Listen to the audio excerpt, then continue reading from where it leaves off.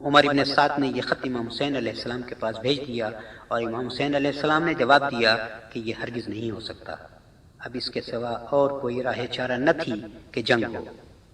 امام حسین علیہ السلام اور ان کے اہل بیت پر جو مشکلات اور مصائب کی یورش 28 رجب سن 60 ہجری سے شروع ہوئی تھی وہ اب اپنے آخری مراحل میں تھی۔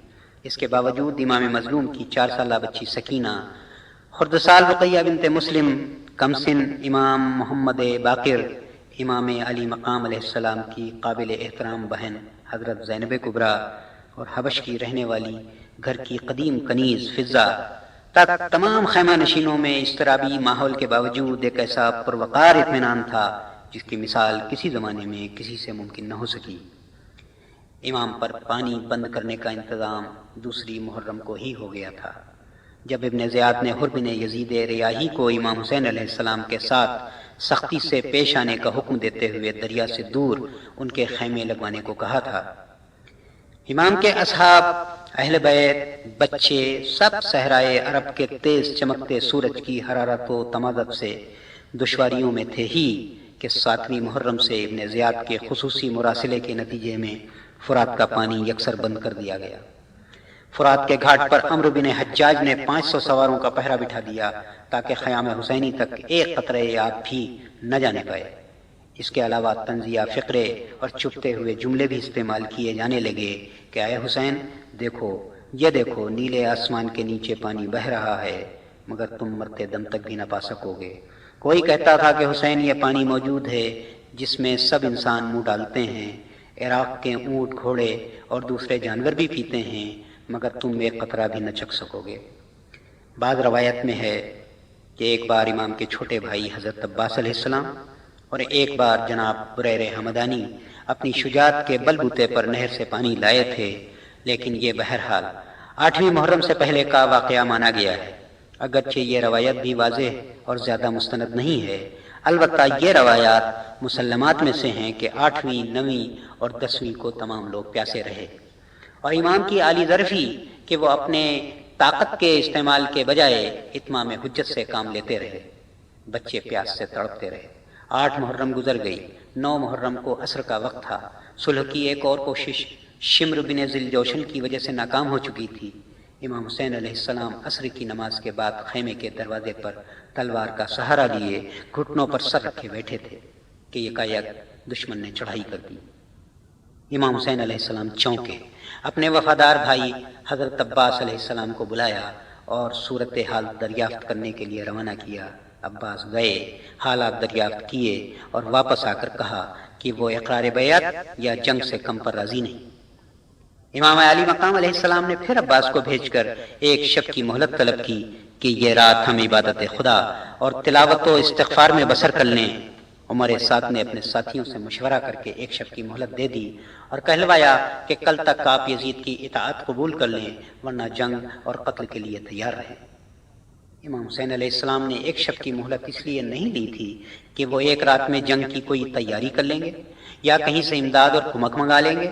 ان کا منشا یہ تھا کہ تمام رات عبادت میں بسر کر لیں اور شہادت کی پوری تیاری کر لیں، نیز فوج مخالف کو بھی مزید یہ سوچنے سمجھنے کا موقع دے دیں کہ عدل و انصاف اور حق و ایمان کے کیا تقاضے ہیں۔ 10 محرم کی رات، شب عاشور، امام اور ان کے اصحاب کی زندگی کی آخری شب، میدان شہادت کے لیے عزم و ارادہ، عرفان و ایقان اور میزان شجاعت کی آخری شب، دشمن کو اپنے کردار و اقدام پر نظر ثانی کر لینے کی آخری شب، احباب و اقربا کے درمیان امام علی مقام علیہ السلام نے آخری خطبہ ارشاد فرمایا۔ تمام تعریفیں اللہ کے لیے ہیں، ہر حال میں اس کا شکر ہے۔ اس نے ہم کو عزت عطا کی، قرآن کا علم دیا، خزانہ دین مرحمت فرمایا اور ہمیں سماعت و بصارت اور ذہنی و قلبی بصیرت سے نوازا۔ سنو، میں دنیا میں کسی کے ساتھیوں کو اپنے ساتھیوں سے باوفا اور بہتر نہیں جانتا، اور نہ اپنے عزیزوں سے اچھے کسی اور کے عزیزوں کو خیال کرتا ہوں۔ خدا تم سب کو جزائے خیر دے۔ آگاہ ہو جاؤ کہ دشمن کل ضرور جنگ کرے گا۔ میں بخوشی اجازت دیتا ہوں کہ رات کی اس تاریکی میں جس کا جس طرف جی چاہے نکل جائے، بلکہ میرے عزیزوں میں سے بھی ایک ایک کا ہاتھ پکڑ لے اور لیتا جائے۔ یہ لوگ صرف میرے قتل کے درپے ہیں، اس کے بعد تمہاری طرف متوجہ نہ ہوں گے، اور ہاں اگر تمہیں شرم آ رہی ہے تو لو میں یہ شمع گل کیے دے رہا ہوں، اب جا سکتے ہو۔ شمع گل کر دی گئیں اور تھوڑے سے وقفے کے بعد پھر شمع روشن کی گئیں تو منظر پہلے ہی جیسا تھا۔ حسین ابن علی نے فطرتیں بدلی ہیں ایک شب میں کہ شمعیں بجھ رہی ہیں اور پروانے نہیں جاتے۔ سب سے پہلے جناب ابو الفضل عباس علیہ السلام اٹھ کھڑے ہوئے اور انتہائی جذبات آمیز لہجے میں بھرائی ہوئی آواز کے ساتھ کہنے لگے کہ آقا ایسا ہم کس لیے کریں؟ کیا آپ کے بعد زندہ رہنے کے لیے؟ نہیں نہیں، ہرگز نہیں، ایسا روز بد اللہ ہم کو نصیب نہ کرے۔ اس کے بعد مسلم ابن اوسجہ کھڑے ہوئے اور نیز و شمشیر یہاں تک کہ پتھروں سے بھی جنگ کرنے کا جوش و ولولہ ظاہر کیا۔ پھر سعید بن عبداللہ، زہیر بن قین نے بھی اپنی جانیں نثار کر دینے کی قسمیں کھائیں۔ امام حسین علیہ السلام نے سب کو دعائے خیر دی اور خیمے میں چلے گئے۔ تمام رات تسبیح و تحلیل کی آوازیں صحرائے کربلا میں گونجتی رہی۔ ادھر دشمنوں کے خیموں میں شراب و کباب کی محفلیں تھیں، سیاسی اور جنگی چالوں کی باتیں تھیں، خاندان نبوت کو مٹا دینے کی تیاریاں تھیں، اور ادھر خیام حسینی میں شہادت پانے کا شوق تھا، ہاشمی شجاعت دکھانے کے ارمان تھے، ماؤں کو نظریں مقبول ہونے کی خوشی تھی، بہنوں کو بھائیوں کے عزم و ارادے پر یقین تھا۔ کہیں حسین کی بہن جناب زینب کبریٰ اپنے کم سن بچوں اون و محمد کو ہمت دلا رہی تھی، کہیں جناب ام فروہ اپنے نونہال 13 سال کے قاسم بن حسن کو جنت کے مناظر سے لطف اندوز کر رہی تھی، کہیں جناب ام لیلہ اپنے نوجوان بیٹے علی اکبر کی زلفیں سلجھاتے ہوئے باپ کی نصرت میں اپنی جان قربان کر دینے کا حکم دے رہی تھی، اور کہیں حضرت امام حسین علیہ السلام کی چھوٹی بہن ام کلثوم رو رہی تھی کہ میری طرف سے کوئی ہدیہ نہیں۔ تو عزیز ترین بھائی عباس جری انہیں تسلی دے رہے تھے کہ بہن مجھے اپنا ہدیہ تصور کر لو، میں تمہاری طرف سے جان دینے پر تیار ہوں۔ شب عاشور جہاں ایک بھیانک رات تھی، حسینی جانثاروں کی آخری رات، اسلامی سورماؤں کی حیات دنیاوی کی آخری رات تھی، وہیں عبادت، دردمندی، شوق شہادت، فداکاری اور عزم و ارادے کی انتہائی بلندیوں کے اظہار کی بھی آخری رات تھی۔ جناب عباس ابن علی اہل بیت حسینی کی نگہداشت اور حفاظت کا کام انجام دے رہے تھے کہ نافع وجلی آ گئے۔ کہنے لگے عباس کل روز شہادت ہے، امتحان کا دن ہے، دیکھیں تم اس امتحان میں کتنے پورے اترتے ہو۔ شیر علی عباس جری کی جبین پر بل پڑ گیا، ایک بار انگڑائی لی تو اسپِ دو رکابہ کی دونوں رکابیں ٹوٹ گئیں۔ فرمانے لگے ابن ہلال تم مجھے غیرت دلاتے ہو، کل دیکھنا بخدا جب تک میرے اس گھوڑے کے سم دشمنوں کے بہتے ہوئے خون میں ڈوب نہ جائیں گے میں تلوار نہ روکوں گا۔ عزم و شجاعت کے انہی مظاہر کے ساتھ ساتھ شب عاشور گزرتی رہی، یہاں تک کہ کربلا میں عاشور محرم کی رات ختم ہوئی، سپیدہ سحر نمودار ہوا۔ میر انیس علیہ الرحمہ اس موقع کے لیے اپنے شاہکار مرثیے میں فرماتے ہیں، تھا بس کے روز قتل شہ آسماں جناب، نکلا تھا خون ملے ہوئے چہرے پا آفتاب، تھی نہر القما بھی خجالت سے آب آب، روتا تھا پھوٹ پھوٹ کے دریا کا ہر حباب، پیاسی جو تھی سپاہ خدا 3 رات کی، ساحل سے سر پٹکتی تھی موجیں فرات کی۔ امام علی مقام حضرت حسین ابن علی علیہ السلام نماز جماعت ادا کر چکے تھے اور ابھی تعقیبات نماز میں مصروف نمازیوں کی صفیں موجود تھیں کہ دشمنوں کے تیر آنا شروع ہو گئے۔ بعض روایتوں میں ہے، یہاں تک ہے کہ بہت سے نمازی اپنے اپنے مسلحوں ہی پر شہید ہو گئے۔ اب امام علی مقام میدان میں آ گئے، ان کے پاس 32 سوار اور 40 پیادوں سے زیادہ جماعت نہ تھی، جس کے درمیان کھڑے ہو کر امام نے ہاتھ بلند کر دیے، مناجات ہونے لگی، پالنے والے تو میرا سہارا ہے، میری امید میرا بھروسہ ہے، تو ہی ہر نعمت کا مالک، احسان کا مرکز ہے، پریشانیوں کا تدارک کرنے والا اور آخری جائے پناہ ہے۔ امام حسین علیہ السلام جنگ میں سبقت نہیں کرنا چاہتے تھے، انہوں نے دشمنوں کو بھی فہمائش کی اور انتہائی فصیح و بلیغ انداز میں اپنا تعارف بھی کرایا۔ شمر نے بد زبانی کی تو اسے قائل بھی کیا، اتمام حجت کے لیے تمام خطوط کا حوالہ، اپنی بے گناہی ثابت کی، قرآن و سنت کے حوالے سے نصیحتیں کی، قہر خدا سے ڈرایا، لیکن وہ متاثر نہ ہوئے۔ البتہ جو حر کو تھی حسرت شہادت، نہ پوچھو بے تاب دل کی حالت، نہ جانے کس طرح رات کاٹی، تڑپ تڑپ کے ڈھل ڈھل کے۔ حر بن یزید ریاحی جو امام علی مقام علیہ السلام کو اس سرزمین تک گھیر لانے کا ذمہ دار تھا، وہ چند دنوں کی زبردست ذہنی کشمکش سے آزاد ہو کر امام کی طرف دوڑنے لگا اور اپنی سپر کو پلٹ کر اپنے چہرے کو چھپا لیا تاکہ شرمندہ محسوس ہو اور امان کا طالب جانا جائے۔ حر آیا اور توبہ و استغفار کرنے لگا۔ سخی امام نے اسے سینے سے لگا لیا اور خطا معاف کر دی۔ اب دن کافی چڑھ چکا تھا۔ عمر ابن سعد سپہ سالار لشکر یزیدی نے سب کو گواہ کر کے پہلا تیر چلے کمان سے رہا کیا اور اس کے ساتھی ہزاروں تیر چلے۔ قاصدان موت کا استقبال کرنے والے طرفداران دین اور وفاداران حق نے ان تیروں کا مقابلہ کیا اور کسی قسم کا انتشار پیدا نہ ہوا۔ اب مجاہدانہ اقدامات کا عملی سلسلہ چل نکلا۔ روایتوں میں ہے کہ حر بن یزید ریاحی سب سے پہلے جہاد کے لیے میدان میں آئے، لیکن یہ روایت بھی بہت مستحکم ہے کہ عبداللہ بن عمیر کلبی سب سے پہلے میدان میں آئے اور ان کے بعد حر آئے۔ دشمن کی طرف سے ظہر سے پہلے ایک زبردست حملہ ہوا جسے تاریخ حملہ اولا کہتی ہے۔ اس حملے کے بعد جب گرد و غبار صاف ہوا تو پتہ چلا کہ امام کے بہت سے ساتھی درجہ شہادت پر فائز ہو چکے تھے اور مختصر تعداد مختصر ترین ہو چکی تھی۔ اس قلت تعداد کے باوجود انصار حسین علیہ السلام کے ارادوں میں فرق نہ آیا، یہاں تک کہ ظہر کا وقت آ گیا۔ جناب ابو ثمامہ سیداوی نے عرض کی، یا امام، یہ اول وقت ظہر ہے، یہ آخری نماز آپ کے ساتھ ادا کر لوں؟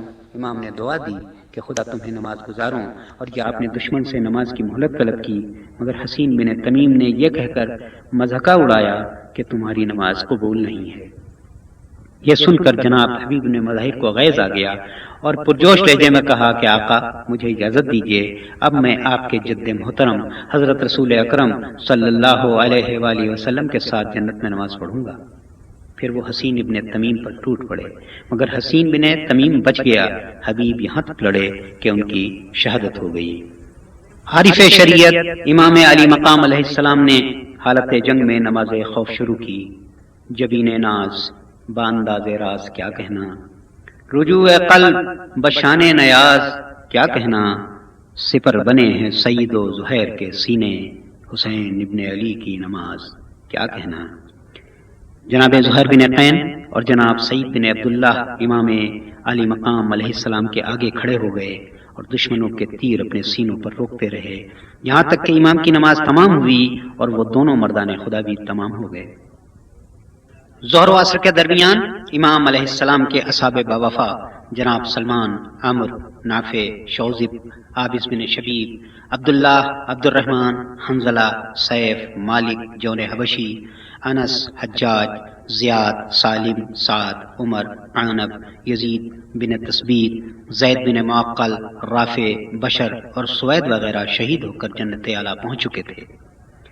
اب قرابت داروں کی باری تھی، جن میں جناب عبداللہ بن مسلم بن عقیل، محمد بن مسلم، جعفر بن عقیل، عبد الرحمن بن عقیل، محمد بن ابی سعید بن عقیل، ابو بکر بن حسن، عبداللہ بن حسن، محمد بن علی، عبداللہ بن علی، عثمان بن علی، جعفر بن علی وغیرہ نے زبردست داد شجاعت دی اور امام پر فدا ہوئے۔ لیکن سب سے زیادہ واقعہ کربلا میں جن شہیدوں کے واقعات و حالات تاریخوں میں بیان ہوئے وہ ہیں علی اکبر بن حسین، اون و محمد ابنائے عبداللہ بن جعفر، عباس بن علی، قاسم بن حسن، علی اصغر بن حسین۔ ان شہداء میں سے پہلے کس نے شہادت پائی اور کس کے سامنے کون میدان میں گیا، اس کے بارے میں مختلف تاریخیں اور مختلف مقاتل معقولی اور منقولی اعتبار سے جدا جدا بیانات دیتے ہیں۔ میں سب سے پہلے حضرت قاسم ابن حسن کا ذکر کر رہا ہوں۔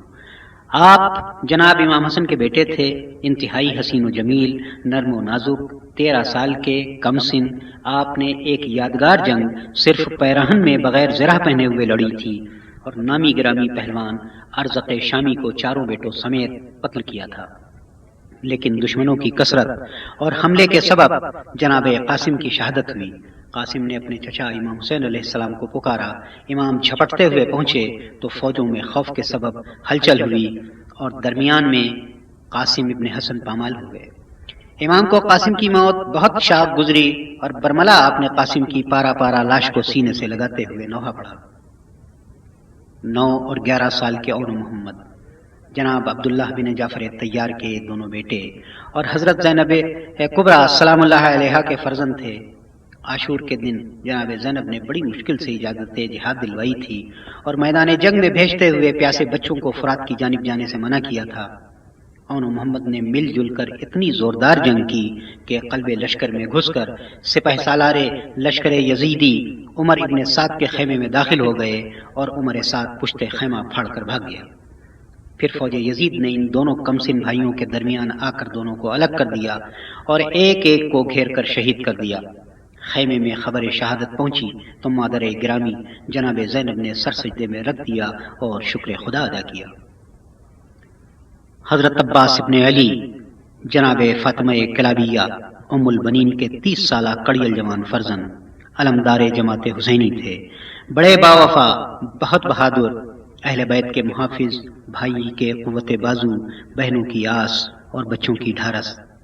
اطفال تشنہ سے پیاس پیاس کی آواز سن کر اپنی 4 سالہ بھتیجی سکینہ سے مشق لی اور فرات کی طرف جانے لگے تو امام نے جہاد کے بدلے صرف دفاع کا حکم دیا۔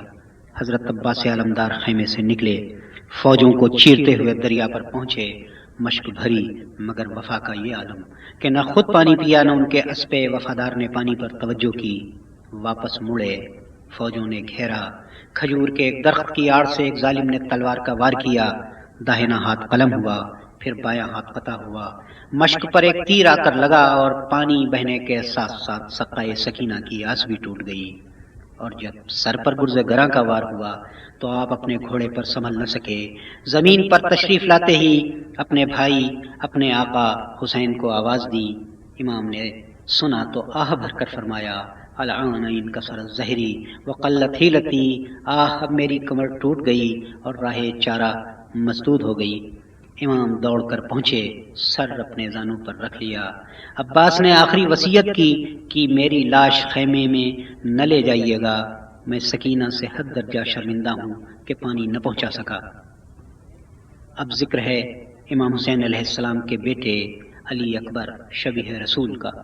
بہت حسین اور جوان رانا، 18 سال کی اٹھتی جوانی، جوش جہاد اور عزم و ہمت میں مستحکم۔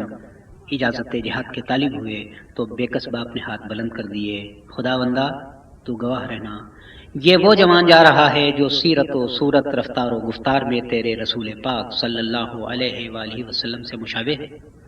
میں جب ان کی زیارت کا مشتاق ہوتا تھا تو اس کو دیکھ لیتا تھا۔ علی اکبر میدان میں پہنچے، رجس پڑھتے رہے اور جنگ کرتے رہے، کشتوں کے پشتے لگاتے رہے، یہاں تک کہ سنان ابن انس نے نیزے پر سینہ مارا اور علی اکبر گھوڑے سے زمین پر گر گئے۔ امام وہاں تک پہنچے تو علی اکبر ایڑیاں رگڑ رہے تھے۔ فرمایا، اے بیٹے، تیرے بعد دنیا مجھ پر خاک ہے۔ امام نے جوان کی لاش اٹھانا چاہی مگر نہ اٹھ سکی تو خیمے کی طرف مڑ کر بچوں کو آواز دی کہ آؤ اور اپنے بھائی کی لاش خیمے میں لے جانے کے لیے مدد کرو۔ بڑی بے کسی کا عالم تھا۔ اب امام اکیلے تھے، یکو تنہا، بے یارو مددگار، نہ لشکرے، نہ سپاہے، نہ کثرت الناسے، نہ قاسمے، نہ علی اکبرے، نہ عباسے۔ آپ میدان کربلا میں چاروں طرف دیکھتے تھے اور بڑی حسرت سے فرماتے تھے، یا تال الصفا و یا فرسان الحجا، اے میرے شیرو، اے میرے بہادرو، شہ سوارو، میں تمہیں پکارتا ہوں اور تم جواب نہیں دیتے۔ کبھی فرماتے تھے، حل من ناصر ینصرنا، حل من مغیث یغیثنا۔ بعض راویوں نے لکھا ہے کہ امام کی آواز پر شہداء کی لاشوں میں جنبش پیدا ہو جاتی تھی مگر وہ موت کے سبب لبیک کہہ کر آ نہیں سکتے تھے۔ تاہم امام کی آواز پر لبیک کہنے والا ابھی ایک ششماہا بے زبان باقی تھا۔ اب امام حسین علیہ السلام کی طرف سے ان کے طفل شیرخوار علی اصغر کی شہادت کی باری تھی، جسے امام عالی مقام علیہ السلام شدید تشنگی کی حالت میں خیمے سے میدان کی طرف لے کر آئے، لیکن پانی دینے کے بجائے عرب کے مشہور تیر انداز حرملہ بن کاہل اسدی نے اس کی گردن کا نشانہ لے کر تیرے سے شعبہ سے اسے نہر کر دیا اور وہ ششمہا اپنے باپ کے ہاتھوں پر تڑپ کر خاموش ہو گیا۔ امام نے انتہائی صبر و ضبط کے ساتھ ننھی سی میت سینے سے لپٹا لی، آسمان کی طرف دیکھا اور چند قدم بڑھ کر نیام سے ذوالفقار نکالی، پھر ننھی سی قبر کھود کے اصغر کو گاڑ کے شبیر اٹھ کھڑے ہوئے دامن کو جھاڑ کے۔ اب عصر کا وقت تھا، ساری قربانیاں درگاہ خدا میں پیش ہو چکی تھیں۔ امام عالی مقام حضرت حسین علیہ السلام رخصت آخر کے لیے خیمے میں آئے، ایک ایک سے رخصت ہوئے۔ رقیہ، سکینہ، زینب و ام کلثوم اور تمام اہل حرم اور اہل خیام کو سلام آخر کہا۔ بیمار بیٹے سید سجاد زین العابدین کو سینے سے لگا کر منصب امامت سپرد کیا۔ گھوڑے پر سوار ہوتے وقت بہن زینب نے آخری خدمت انجام دینے کے لیے رکابیں تھامیں۔ سکینہ نے فریاد کرتے ہوئے اسپِ باوفا کے قدم پکڑ لیے۔ اہل حرم نے گریہ کیا اور شبیر برآمد ہوئے، یوں خیمے کے در سے جس طرح نکلتا ہے جنازہ کوئی گھر سے۔ امام علی مقام علیہ السلام میدان کی طرف روانہ ہو گئے۔ 3 دن کے بھوکے پیاسے، دن بھر کے غمزدہ، لاشیں اٹھاتے اٹھاتے تھکن سے چور چور، غم سہتے سہتے دل فگار و ناتواں، مگر امام نے وہ تاریخی جنگ کی کہ یادگار زمانہ ہے۔ تاریخ میں ہے کہ امام نے 7 حملے کیے اور فرات پر قبضہ کر کے دشمنوں کو یہ بھی دکھا دیا کہ ہم جہاد نفس بھی کرنا جانتے ہیں اور جنگ ہاشمی بھی۔ کتب مقاتل میں ہے کہ امام کے حملوں سے بھگدڑ مچ گئی اور کربلا سے میلوں دور باب کوفہ سے فوج مخالف ٹکرانے لگی۔ آخر وہ وقت آیا جب امام کو شہادت کے مرتبے اور ذبح عظیم کی فضیلتوں کے ذریعے اپنے رب کے پاس پلٹنا تھا۔ عصر عاشور کا سورج مغرب کی طرف جھک رہا تھا جب فاطمہ کے لال علی کی جان و شان اور حضرت رسول خدا صلی اللہ علیہ وآلہ وسلم کے دل بند و فرزند امام حسین علیہ السلام تیروں کی بارش اور تلواروں کی یورش میں زینے فرس سے ڈگمگا کر زمین مقتل پر تشریف لائے۔ قریب ہی آپ کی عزیز ترین بہن زینب کبریٰ ریت کے ٹیلے کے پاس دل سنبھالے یہ منظر دیکھ رہی تھی اور فریاد کر رہی تھی، اے شمر میرے بھائی کو چھوڑ دے، یہ بے گناہ ہے، بے خطا ہے، 3 دن کا بھوکا پیاسا ہے۔ لیکن قاتل شمر نہ مانا۔ زخمی امام کو نماز عصر کے سجدے آخر سے سر نہ اٹھانے دیا اور وہ کام کیا جس سے آسمان و زمین لرز اٹھے۔ ڈھلتے سورج کی تمازت و حرارت بڑھ گئی، ریگستانی ہواؤں نے آندھیوں کی شکل اختیار کر لی، نہر فرات کے پانی میں تلاطم آ گیا اور فضاؤں میں ایک منادی کی آواز گونجنے لگی، الا قتل الحسین بکربلا، الا ذبح الحسین بکربلا۔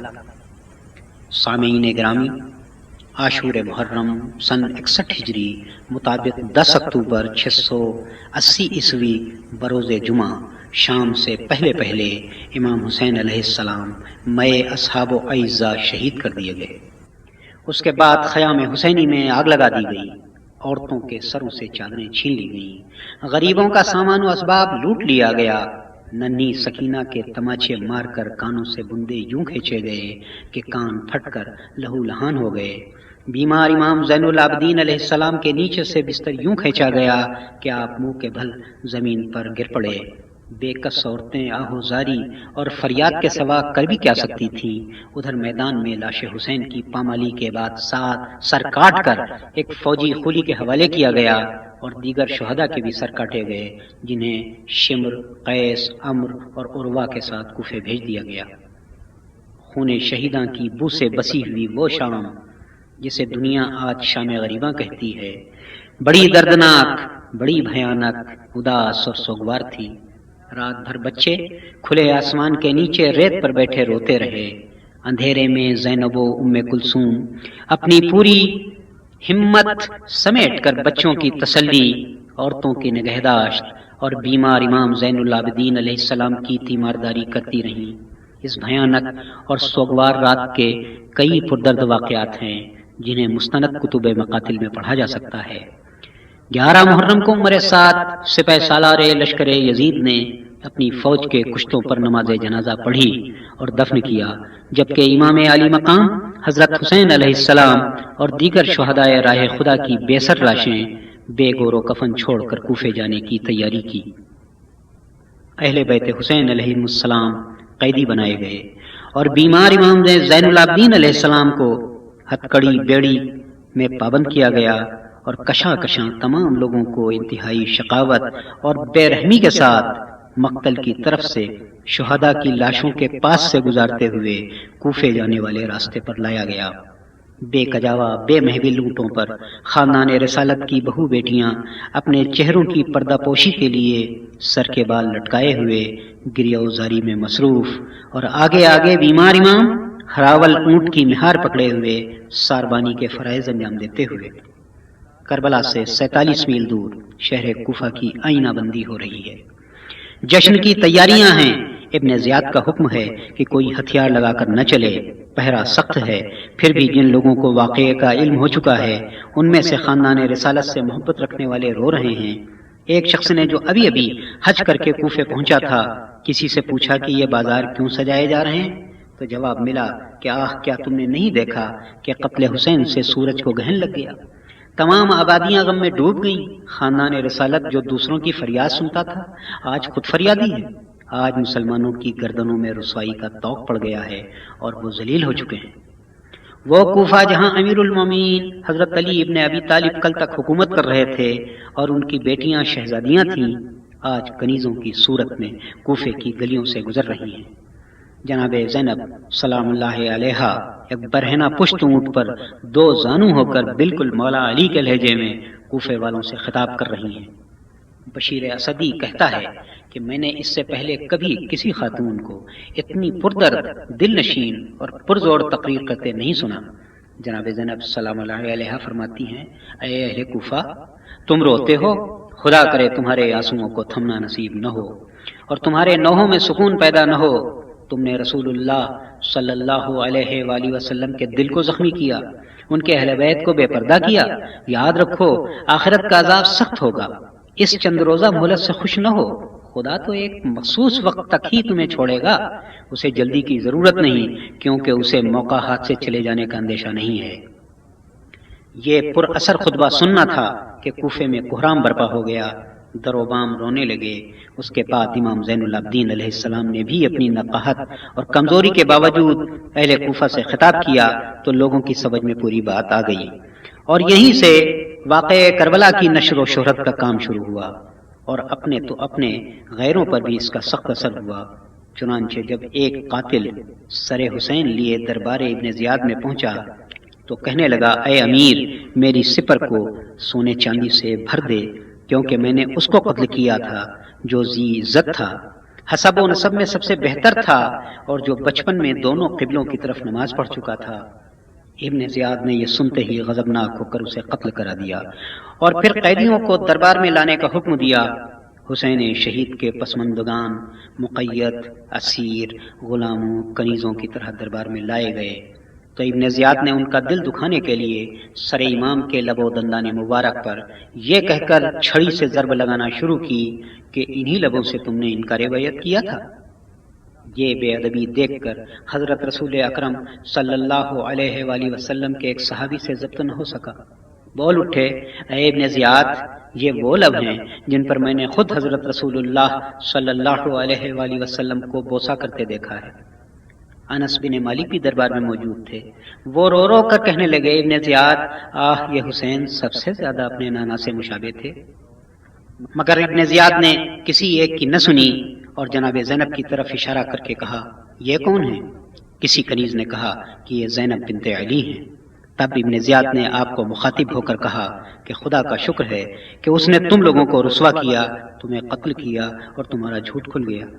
جناب زینب سلام اللہ علیہا جو بہت دیر سے حیرت و پشیمانی اور غم و اندوہ سے خاموش تھیں، اب بول اٹھی، حمد ہے اس خدا کے لیے جس نے ہمیں عزت دی ہے اپنے رسول کے ساتھ اور ہمیں طیب و طاہر قرار دیا۔ رسوا وہ ہوتا ہے جو فاسق و فاجر ہو، اور جھوٹا وہ ہوتا ہے جو سچا نہ ہو، اور یہ ہم نہیں، ہمارا غیر ہے۔ ابن زیاد اب بھی نادم نہ ہوا تو کہنے لگا، دیکھا تم نے اللہ نے تمہارے بھائی اور دوسرے لوگوں کے ساتھ کیا کیا؟